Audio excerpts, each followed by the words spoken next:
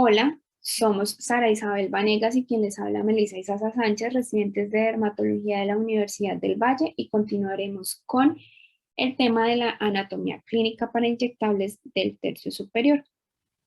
Ahora hablaremos de la zona temporal, que es considerada una de las áreas más importantes para el manejo panfacial de los efectos del envejecimiento, ya que los tratamientos a este nivel nos permiten ver modificaciones no solamente en la zona temporal, sino en el tercio medial e inferior de la cara.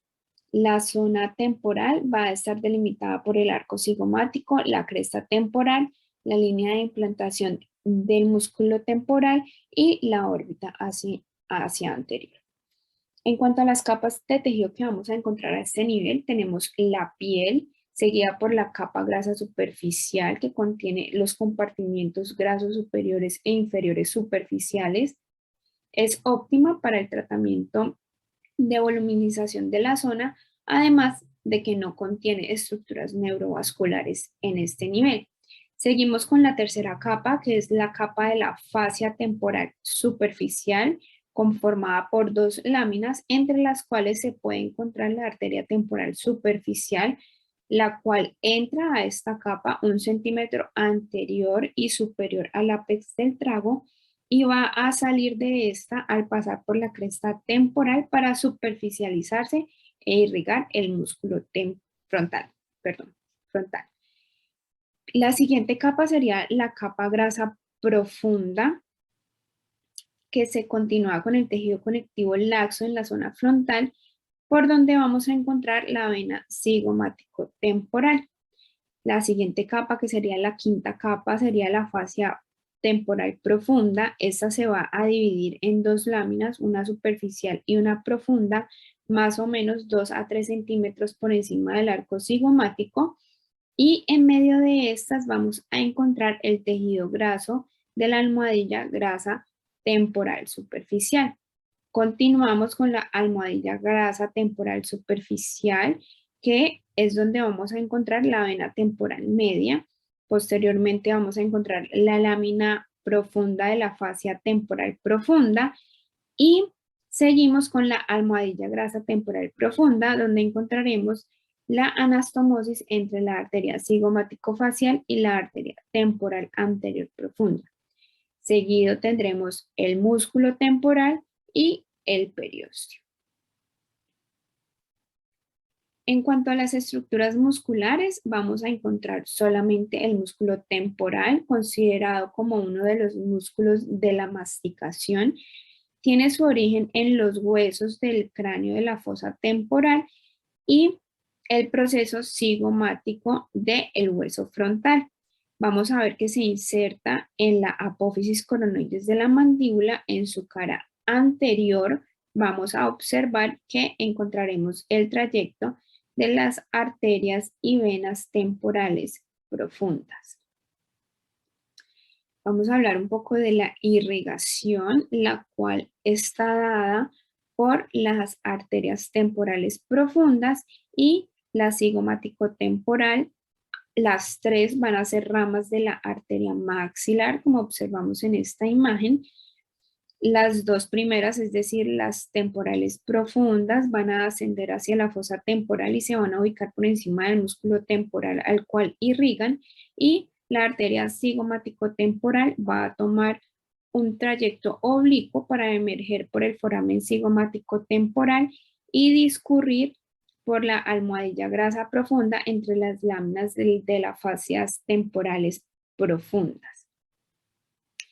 Para hablar del drenaje venoso, entonces en esta zona vamos a ver que está dada por la vena temporal media, que va a discurrir aproximadamente 20 milímetros por encima del arco cigomático, es decir, más o menos la distancia o el tamaño de un índice. Va a discurrir entre las capas de la fascia temporal profunda, va a drenar a la vena temporal superficial y finalmente al sistema venoso del cuello. Más superficialmente vamos a encontrar la vena temporal superficial, que discurre debajo de la fascia temporal superficial acompañada de la arteria temporal superficial.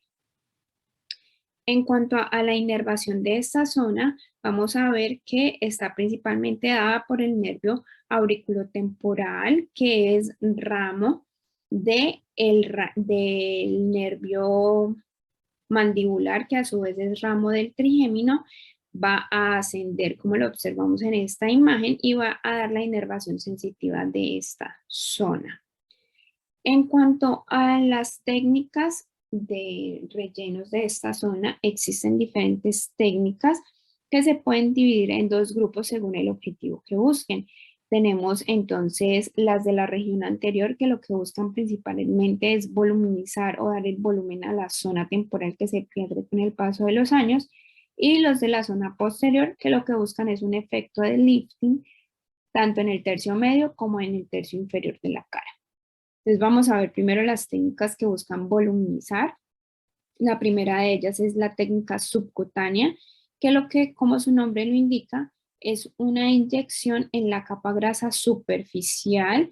El punto de ingreso es en la mitad del arco cigomático. Se realiza con una cánula 22, la cual se avanza por todo el tejido celular subcutáneo y se realiza la inyección del relleno en sentido retrógrado y en forma de abanico, como hemos revisado en técnicas anteriores. A este nivel no encontramos estructuras neurovasculares que podamos lesionar. La siguiente técnica es la interfacial, en la cual el filler se va a colocar entre la fascia temporal superficial y la profunda, como observamos aquí en la imagen. Es decir, que va a estar localizado específicamente en la capa grasa profunda. El punto de entrada en la piel se va a localizar a 1 centímetro de la línea de implantación y 1 centímetro inferior en la cresta temporal, aquí donde observamos este punto, aunque también se puede ingresar desde el arco cigomático. Sin embargo, se ha visto que el punto de ingreso desde el arco cigomático no asegura que la cánula se localice en la capa entre las fascias temporales superficial y profunda, por lo que se prefiere el acceso superior. Las estructuras anatómicas en esta capa que podemos encontrar son la vena temporal medial y el ramo frontal del nervio facial. Sin embargo, los reportes de estas lesiones son muy escasos. Otra de las técnicas es la supraperióstica baja. El relleno se va a colocar entonces en el plano supraperióstico, como se observa en esta imagen, y en el área temporal anterior.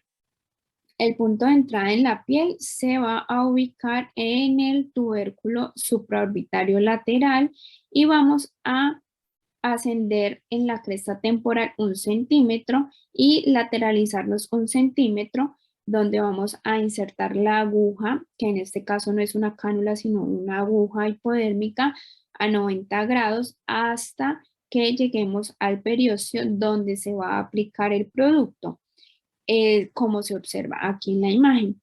Antes de realizar la localización del ingreso en la piel, se debe palpar la rama anterior de la arteria temporal superficial con el fin de evitarla, además de recordar este recorrido de la arteria temporal profunda para disminuir la posibilidad de lesiones de estas estructuras.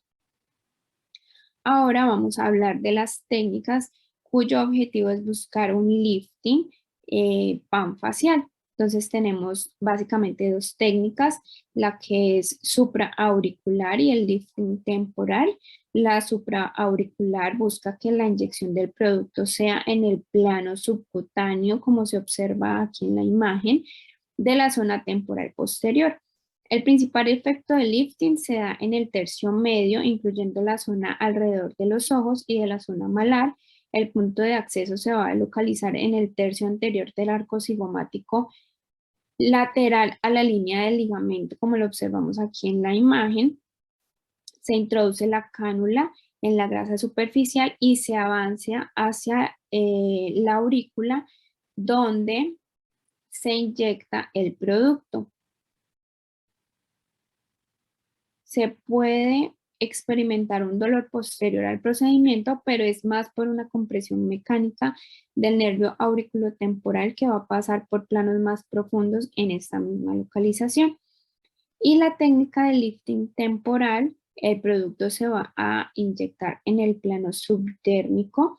El efecto se verá en el tercio tanto medio como inferior de la cara y el punto de entrada se va a localizar 1 centímetro anterior al ápex del trago. La cánula se avanza en el plano subcutáneo dirigiéndose hacia el cuero cabelludo donde se depositará el producto. Gracias por su atención.